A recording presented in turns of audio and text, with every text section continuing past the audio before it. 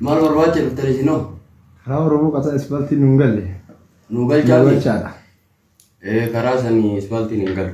Maaliif jennaan kottee baay'ata. Kottee fardaatii fi kottee horiitu baay'ata. Ispaaltiin ammoo bakka kottee fardaatii fi kottee ammootiin horii hin danda'e. Achi galchuu hin dandeenye. Ayyee sinoo maal barbaaddan? Karaa Hamiidaa sunillee hin dalagamne. Karaa Hamiidaa barana qamadiin geettee jirti. Ashawaa buufadha. Nuti mootummaan achanaan naqina. Uumamaraaf illee.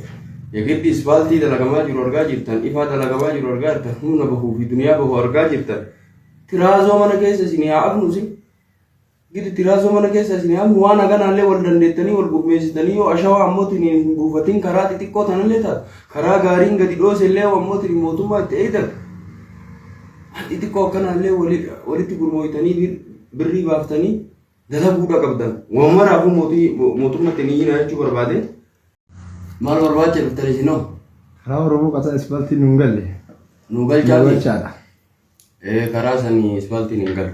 Maaliif jennaan kottee baay'ata. Kottee fardaatii fi kottee horiitu baay'ata.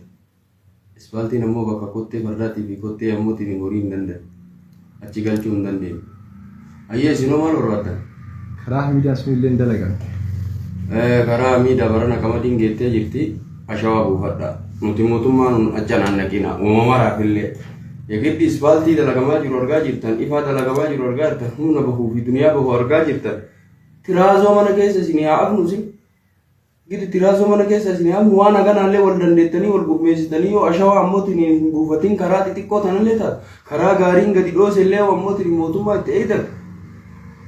Xixiqqoo akkanaallee walitti gurmooytanii birrii baaftanii dalaguudha qabdan. Uumamaraafuu mootummaatti ni yina jechuu barbaade.